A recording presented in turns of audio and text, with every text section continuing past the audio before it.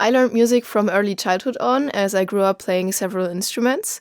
And later on, I also visited a musical high school where I got to know my mentors, FTP Doctor and Dysite. And they taught me a lot about music production and DSP in general during our music collaboration sessions. And I'm very happy to still work with them today on a different level. It's a lot of fun. If I could spend one day with one of my heroes in the studio, it would actually be Timbaland, as he's such a skilled producer and influenced me greatly during my teenage years, especially as I was listening to tons of pop music back then. And I think that he has such a huge skill set and such a great vision about music that it would be very interesting to hang out with him. And another person would be Stimming, because this guy also influenced me greatly with his view on production and the technical aspects of it. I received 2 key feedbacks throughout my musical path in electronic music. One was by FTP Doctor. It was right in the beginning when I started out. He asked me, "Do you really know what's going on in your bass section?" Because he said it's very important that you are aware where in which frequency range the bass line and the kick drum are playing, what happens when they're playing at the same time, and do you have gaps in between so that they can breathe, actually. And this helps me a lot to create good grooves which translate well on a big sound system in a club, for example. And the second one was by Batu, a bit more recently. He told me that it's very important to create a very memorable moment in each track. This changed the whole perspective about how I think in terms of arrangement. It's very helpful. Good feedback for me is honest feedback. This means that I don't want to hear that the track is great. I want to hear what's bad about it so that I can improve it in the end. I like feedback which is kind of technical, but which is also thinking about the final message of the track. This means that when I give the technical aspects, which I would improve in the track, that I'm always thinking about the emotional message in the end, which should come out, and that my feedback should help to translate this message to the listener in the end. My first releases were all ambient singles as self-releases on my Bandcamp page, and my feedback about those arose super fast because I realized during club gigs that I just simply made the bass line way too loud. It's a very standard mistake of home studio producers or near-field monitoring producers in general. And from today's perspective, I would probably recommend myself to turn these bass lines lower by 5 or 10 dB, probably. I could not live and work in my studio without my plants and my cats. They are very, very crucial for me to get into a creative state of mind.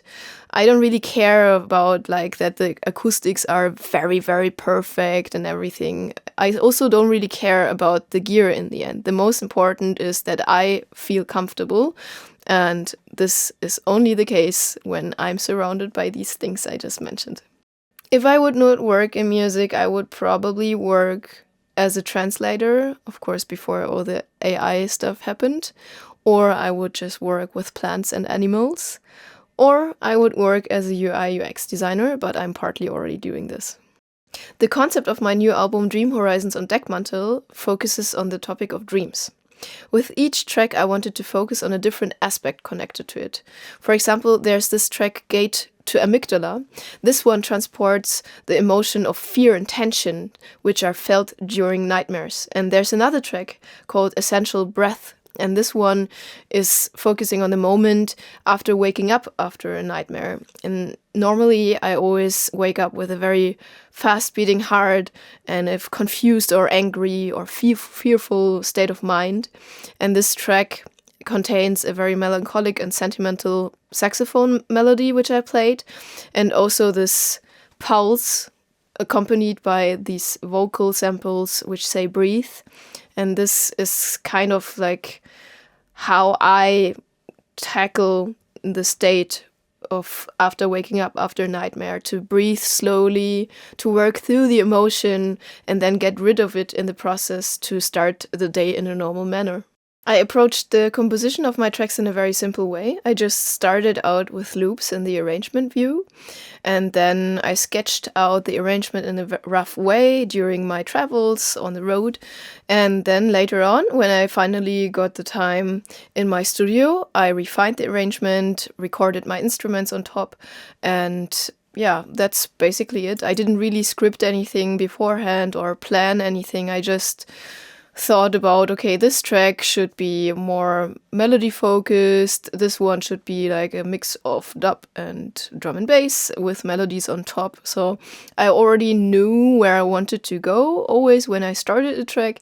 And from there, I just went by instinct, I would say. I usually start my tracks with the bass section to have a solid groove going on so that I can imagine how my body would react in a club context. And then from there, I go on with the drums and the synthesizers, depending on what the focus is of the track.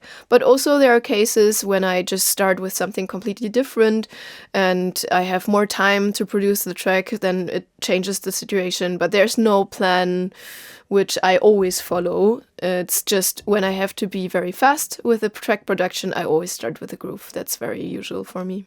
As I'm always mixing my tracks throughout the production process, it's easy for me to realize when I have the perfect amount of elements, because then I can right away jump into the arrangement process and then it's done. For me, it's very important to take fast decisions, not to over-design each element, to be less judgy on myself, because it's going to be fine in the end.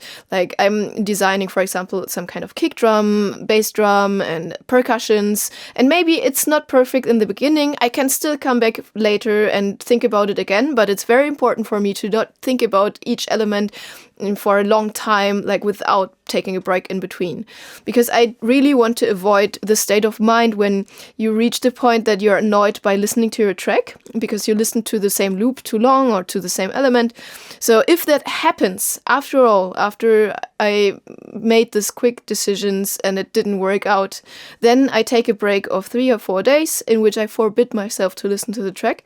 And then afterwards it's way easier to come back with a more objective mind and perspective and to finish it in an easy manner.